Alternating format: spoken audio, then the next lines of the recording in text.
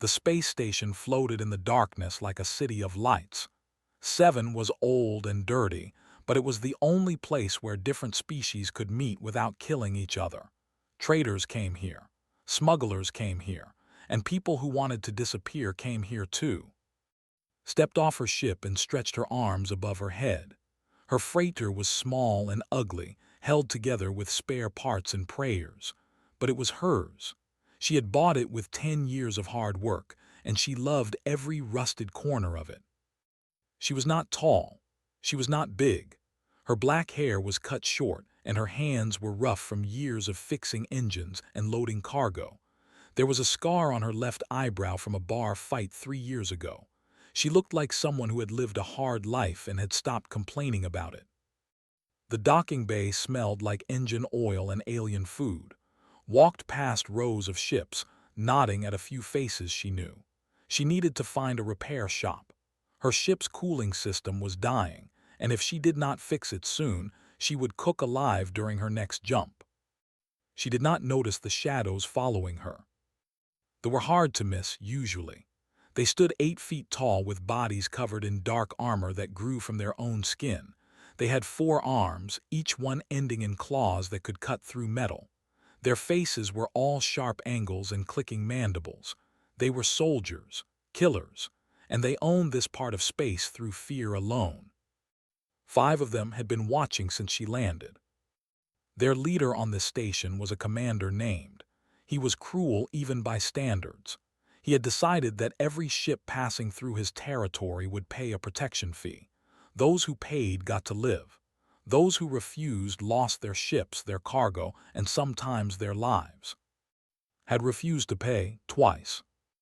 The first time she had pretended not to understand. The second time she had simply walked away while the collector was still talking. It was disrespectful, it was dangerous, and it had made very angry. Now his lieutenant, Scarn, had orders to make an example of her. Turned into a narrow corridor that led toward the repair district. The lights here were dim. Half of them had burned out and nobody had bothered to fix them. The walls were covered in pipes and cables. It was the kind of place where bad things happened and nobody saw anything. She heard them before she saw them. Heavy footsteps, the click of claws on metal floors, the wet sound of mandibles opening and closing. She stopped walking. 5 warriors stepped out of the shadows. They spread out across the corridor, blocking every path. Their eyes reflected the dim light like coins at the bottom of a dark well. Scarn stood in the center, bigger than the others, with ceremonial blades strapped to his chest. Set her toolkit down slowly. She did not run. She did not scream. She just stood there looking at them with calm eyes. "Human female," Scarn said. His voice was like rocks grinding together. "You owe tribute to Commander. You have refused twice. There will not be a third refusal." Said nothing. "Pay now," Scarn continued, taking a step forward. "Or we will take your ship, and then we will take your hands. You will spend the rest of your short life begging for food in the lower decks." The other made sounds that might have been laughter. They were enjoying this. They had done it many times before. The fear in their victims' eyes was like food to them. But was not afraid. She had grown up on a mining colony called 3. The gravity there was heavier than Earth. The air was full of dust that slowly killed your lungs. Cave-ins happened every month, and children learned to dig out bodies before they learned to read. She had watched her father die under 1,000 tons of rock when she was 12 years old. She had seen worse things than 5 in a dark corridor. Rolled her shoulders. She cracked her neck. She looked at Scarn with eyes that held something cold and patient. "5 of you," she said quietly. Her voice was soft, almost gentle. She could have been talking about the weather. Scarn's mandibles clicked with confusion. This was not how humans usually reacted. They begged, they cried, they tried to run. They did not stand calmly and count their enemies. Looked at each warrior one by one. She studied their positions. She noted which ones stood with their weight forward, ready to attack. She saw which ones had old injuries they favored.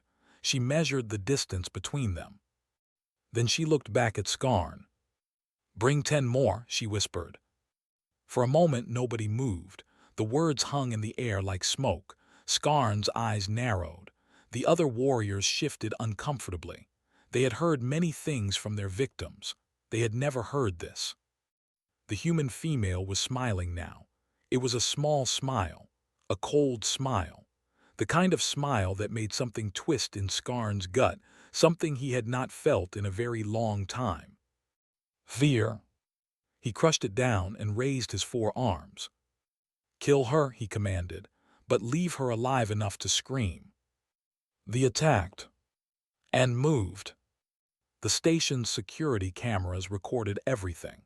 The footage would spread across 100 worlds within days. Species who had never seen a human fight would watch it again and again, trying to understand what they were seeing. In that dark corridor, something old and terrible woke up. And the galaxy would never see humans the same way again. The first came at like a falling building. His 4 arms spread wide to grab her. His claws could cut through ship armor. One hit would end this fight. But was not there when he arrived. She moved to the left, low and fast. Her body twisted like water around a stone. This claws grabbed empty air. Before he could turn was behind him. She knew things about bodies that most people did not. She knew that their armor was thick on the front but thinner on the sides. She knew that their joints bent in ways that could be broken if you hit them right. She knew that for all their strength they were slow.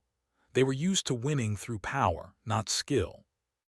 Had never won a fight through power in her life. Her elbow came down on the back of the first's knee. The joint bent the wrong way with a sound like breaking wood. He screamed and fell forward. Before he hit the ground, was already moving toward the next one. Skarn watched in frozen shock. This was not possible. Humans were soft. Humans were weak. Every species in the galaxy knew this. They had no claws, no armor, no venom. They were prey animals who had somehow learned to build ships. But this human was not acting like prey. The second swung all 4 arms at once, trying to trap her in a cage of claws, dropped to the floor and slid between his legs. She came up behind him and grabbed 2 of his arms. She pulled them backward at an angle that arms should never go. Something popped, the howled. Used his body as a shield when the third warrior attacked. She shoved the injured into his friend and they both crashed into the wall. The pipes behind them burst and sprayed hot steam everywhere. The corridor was chaos now. The dim lights flickered. Warriors stumbled through the steam, trying to find the small human who kept appearing and disappearing like a ghost. Did not fight fair. She never had. Growing up on 3 had taught her that fair fights were for people who could afford to lose. She had learned to fight in mine shafts where the ceiling was too low to stand straight. She had learned that a small person could beat a big person if they were smarter and faster and meaner. The fourth managed to grab her arm. His grip was like a machine, felt her bones grinding together. For a moment, pain flooded her mind. Then she drove her thumb into his eye. He let go, screaming, clutching his face with all 4 hands, kicked his knee and he went down. Now only Skarn was left standing. The lieutenant looked around the corridor. 4 of his warriors were on the ground. Some were unconscious. Some were crying in pain. The steam was clearing and he could see the human standing in the middle of the destruction. She was not even breathing hard. There was blood on her hands, but none of it was hers. Her eyes were calm and cold, like the eyes of something that had been hunting since the beginning of time. Skarn had fought in wars. He had killed more enemies than he could count. He had never felt like prey before. He felt like prey now. "What are you?" he whispered. Picked up Skarn's own ceremonial blade from where it had fallen. She walked toward him slowly. Her footsteps echoed in the corridor. "I am human," she said simply. Skarn tried to attack. He swung his primary arm, putting all his strength into one killing blow, stepped inside his reach and caught his arm. She twisted her body and used his own force against him. His arm broke at the elbow with a wet crack. Skarn hit the wall hard. Before he could move, the blade was at his throat. The human pressed it against the soft spot under his mandibles, where his armor was thinnest. "I want you to give Commander a message," said. Her voice was still soft, still gentle. "Tell him that the next time he sends warriors for me, I will send them back in boxes. Tell him that I am done being patient.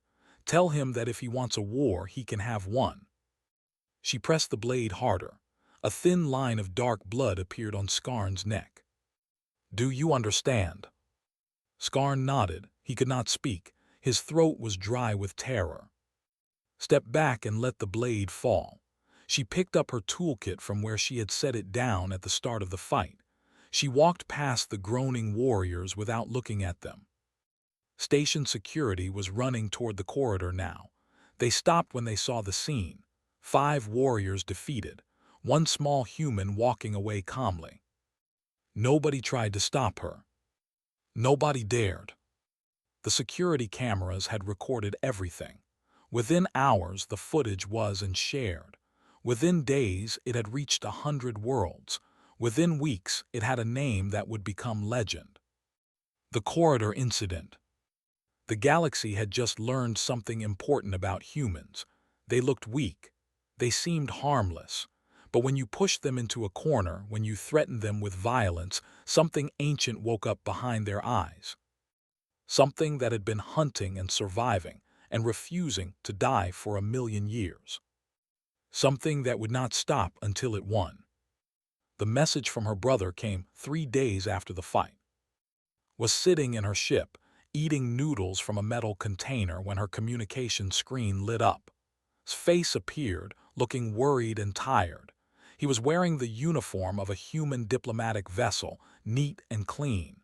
He looked nothing like his sister. "What did you do?" he asked. She slurped her noodles loudly. "Hello to you too, little brother." "This is serious," said. "The footage is everywhere. The High Command is calling for your execution. They say you attacked their warriors without cause. They are demanding that humans hand you over for punishment." Shrugged. "They attacked me first. I just finished what they started." "That is not how they are telling the story." Ran a hand through his hair. He did that when he was stressed. He had done it since they were children. "You need to disappear for a while. Change your ship's identification codes. Stay away from space." "I am not running," said flatly. "I have done nothing wrong." "Being right does not matter if you are dead." Looked at her brother through the screen. She remembered carrying him through the mines when he was small. She remembered fighting older kids who tried to take his food. She remembered telling him stories at night so he would not be scared of the darkness.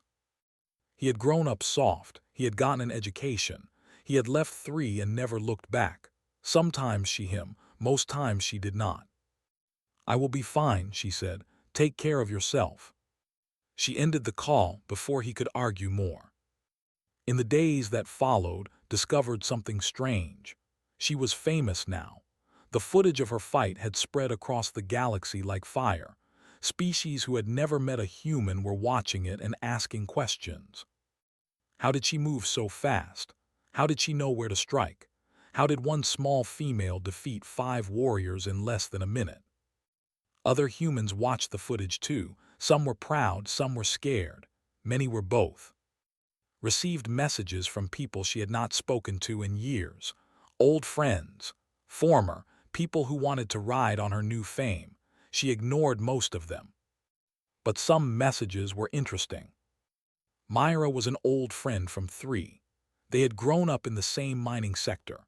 They had fought together, bled together, survived together. Myra had left the mines and started a mercenary company. She hired humans who were good at violence and sold their skills to whoever paid the most. "I always knew you were dangerous," Myra's message said. "Come work for me. I will pay you more than you have ever earned running cargo. We could use someone like you." Thought about it, the money would be good, but she was tired of fighting. She had been tired of it for a long time. She sent back a polite refusal. The next message was from a merchant named. They were tall and thin, with silver skin and eyes like black pools.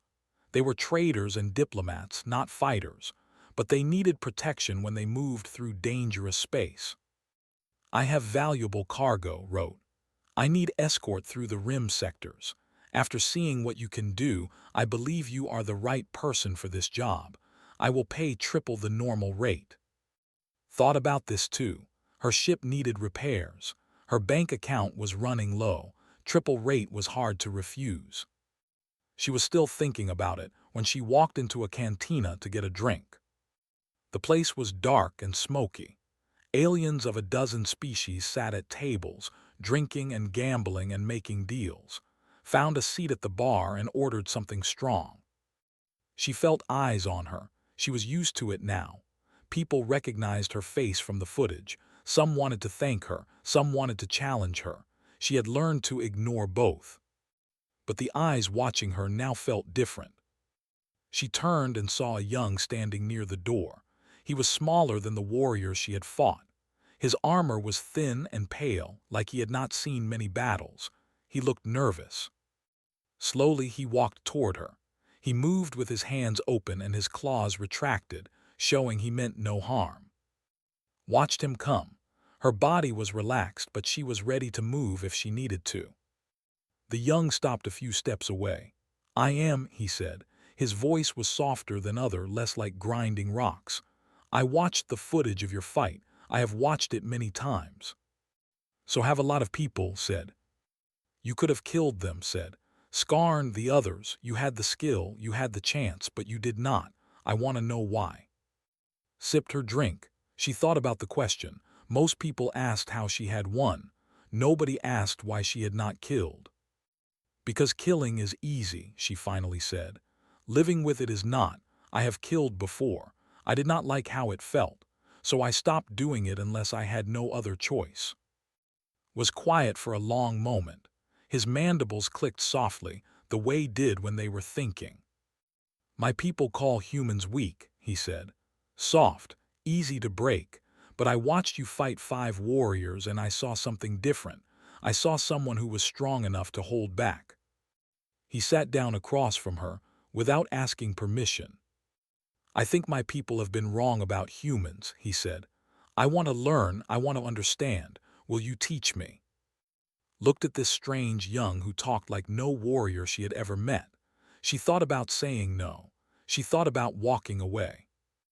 Instead, she waved to the bartender.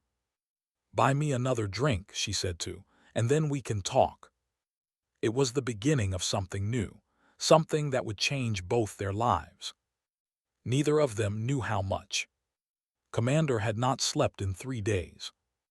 He stood on the bridge of his warship, staring at the footage that had humiliated him across 100 worlds. The same footage, the same 30 seconds, again and again. One human female, 5 of his best warriors, and she had destroyed them like they were children. The other commanders were laughing at him. He could feel their mockery across the darkness of space. His reputation, built over decades of violence and fear, was crumbling because of one small creature with soft skin and no claws. Prepare the fleet, he ordered his officers. We are going to 7. His first officer hesitated. Commander, the station is neutral territory. If we attack with military force, the Galactic Council will. I do not care about the Council, snarled. His mandibles clicked with rage. I care about my honor. I care about showing the galaxy what happens when someone insults the. Prepare the fleet. Now. 50 warships began their journey towards 7. On the station, life continued as normal. Traders traded. Smugglers smuggled. Worked on her ship's cooling system while handed her tools and asked questions. Why do humans fight with their hands? The young asked. You have no natural weapons. Would it not make more sense to always use guns and blades? Wiped grease from her fingers. Sometimes you cannot reach your weapons fast enough. Sometimes they break or run out of power. A human can always fight with their body. It is the one weapon we can never lose. Nodded thoughtfully. He was always nodding thoughtfully these days. He had been following around for 2 weeks, learning everything she would teach him. The other on the station called him a traitor. He did not seem to care. The warning came from Station Administrator Park. Was one of the few humans with real authority in neutral space. She was small and neat, with silver streaks in her black hair and eyes that had seen too much. She had survived 3 assassination attempts and 2 station riots. She was not easily frightened. She looked frightened now. "Is coming," she told in a private message. "He is bringing 50 warships and his entire personal guard. He has announced that he will take you alive and make you suffer for what you did to his warriors." Felt something cold settle in her stomach. 50 ships. He is not playing games anymore. This is about his honor. He will burn this entire station if he has to. Paused. "You need to run, take your ship and go. I will delay them as long as I can." "If I run, he will take it out on every human in this sector," said. "Every human ship, every human trader. He will make them pay for what I did." "That is not your responsibility." "Yes, it is." His voice was flat and hard. "I started this, I will finish it." She ended the call and started making her own calls. First, she called Myra. "I need your mercenaries, all of them. I cannot pay you right now, but—" "I saw the news," Myra interrupted. Her face filled the screen, grinning like a wolf. "I have been waiting for you to call. My people are already on their way. You do not owe me anything. Has been bad for business. It is time someone took him down." Next, she called the merchant. "I know we never agreed on that escort job, but—" "I have 12 armed trading vessels at your disposal," said calmly. "His protection fees have cost me millions. This is an investment in future profits." Then she turned too. The young had been listening to everything. His face was impossible to read. "Your people are coming to kill me," said. "I would understand if you wanted to leave." "Stood is not my people. He is a bully who uses fear to control others. I have watched you for weeks. I have learned that strength is not about size or armor or weapons. It is about choosing to stand when others would run." He pulled a small communication device from his belt. "There are others like me, who are tired of cruelty. 3 of them serve on this station. They will fight with us." Stared at him. "You would fight against your own kind." "I would fight against evil," said simply. "Is that not what you taught me?" Within 2 days had assembled a force that nobody had expected. Human mercenaries, traders with hidden weapons, defectors, a dozen other species who had suffered under its rule and wanted revenge. They gathered in the station's commercial district. It was a strange army, different shapes, different sizes, different reasons for being there, but they all had one thing in common. They were tired of being afraid. When ships arrived and his warriors breached the station walls, they expected to find chaos and terror. They expected to find one human female hiding in the shadows. Instead, they found standing at the front of an army, her feet planted wide and her eyes burning cold. "You wanted me," she called out, her voice echoing through the corridor. "Here I am, but I am not alone anymore. You have spent years making enemies. Well, today those enemies came together." His massive form pushed through his warriors. He was the biggest had ever seen, covered in scars and ceremonial marks. His 4 arms held 4 different weapons. His eyes were full of hate. "You think this rabble can stop my warriors?" he snarled. Smiled. It was the same cold smile she had given Skarn in that dark corridor weeks ago. "I think you are about to find out what happens when you underestimate humans," she said. "We are very good at surprising people." Behind her, her army, their weapons. The battle for 7 was about to begin. The first shots lit up the corridor like lightning. Warriors charged forward in a wave of armor and claws. They were trained to overwhelm. They were trained to terrify. They had never lost a battle when they fought together. But they had never fought an enemy like this. His forces did not meet them head-on. They fell back, firing as they went. They ducked into side corridors. They climbed through maintenance tunnels.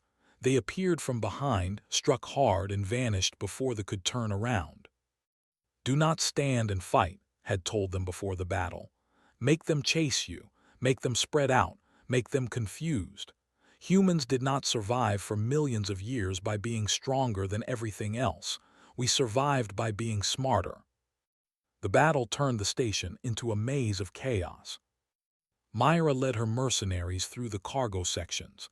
They had memorized every hiding spot, every shadow, every corner where an ambush could work. They were bigger and stronger, but in tight spaces, that did not matter as much. What mattered was speed and surprise.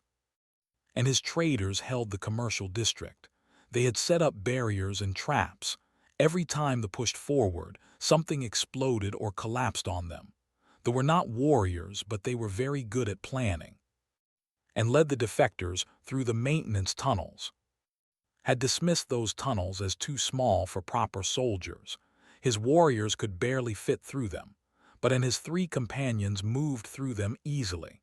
They struck from below and behind, hitting command posts and communication centers. Within hours, his army was falling apart. They were used to enemies who ran away or surrendered. They were not used to enemies who kept coming back. Every time they cleared a section of the station, more fighters appeared somewhere else. Every time they thought they were winning, another explosion shook the walls. Screamed orders at his officers, but the orders were not reaching his troops. His communication system was broken. His warriors were scattered. His perfect attack had become a disaster. By the 6th hour of fighting, half his forces were dead or wounded. The rest were exhausted and scared. That was when found him. Had retreated to a cargo bay near the docking area. He was surrounded by his personal guards, the best warriors in his entire fleet. There were 20 of them, all covered in battle scars and kill marks. Walked in through the main door, alone. "Your army is beaten," she said. Her voice was calm. She was bleeding from a cut on her forehead. One of her arms hung at a strange angle, probably broken. Her clothes were torn and burned in several places. But she was still standing. "You have lost," she continued. "Surrender now, and I will let your surviving warriors leave this station alive." His mandibles clicked with fury. "You dare, one small human, you dare tell me to surrender." "I dare," said, "because I have already beaten you. Your fleet is in retreat. Your warriors are dying. Your reputation is destroyed forever. Everyone in the galaxy will know that you lost to a human and her friends." Threw his guards aside and stepped forward. He was so big that he blocked the light behind him. His 4 arms spread wide, each one holding a weapon. "Then I will kill you myself," he snarled. "I will tear you apart with my own claws, and then I will burn this station to ash." Smiled. It was a tired smile, a sad smile, but it was also the smile of someone who had already decided they would not lose. "You can try," she said. The fight was not beautiful. It was not graceful. It was brutal and ugly and desperate. Was the strongest warrior had ever faced. His blows came faster than she could see. His claws cut through her guard again and again. Blood ran down her face, her arms, her legs. Her broken arm screamed with pain every time she moved. But she did not stop moving. Every time he knocked her down, she got up. Every time he thought he had won, she attacked again. She was slower now, weaker, running on nothing but will. But she found his weak spots. She found the gaps in his armor. She found the places where even a commander could feel pain. "Why will you not die?" roared after she stood up for the 20th time. Spit blood onto the floor. Her vision was blurring. She could barely lift her arms. "Because that is what humans do," she said. "We stand up, every time, until there is nothing left of us, and sometimes not even then." She saw the opening, was tired too. His rage had made him sloppy. He swung with all 4 arms at once, putting everything into one final blow. It was too much, too wide, too slow. Dropped low and drove forward. She had picked up a blade from a fallen warrior hours ago. She had been saving it for this moment. She found the soft spot under his throat, where his armor was thinnest. The blade went in deep. His eyes went wide, his arms dropped. He fell to his knees, then onto his face. The floor shook with the impact. For a long moment, nobody moved. Then turned to the personal guards. They were staring at their fallen commander with expressions she could not read. "It is over," she said. "Leave, take your wounded. Tell the other what happened here." One by one, the guards lowered their weapons. One by one, they backed away and left. Stood alone in the cargo bay, surrounded by blood and silence. Then her legs gave out and she collapsed. She woke up 3 days later in the station medical center. Myra was sitting next to her bed, cleaning a gun, was standing by the window, watching the stars. "You are alive," Myra said without looking up. "The doctor said you should be dead. You had 17 broken bones and you lost half your blood, but you are alive." The asked, her voice was rough and weak. "Gone," answered. "Their fleet retreated.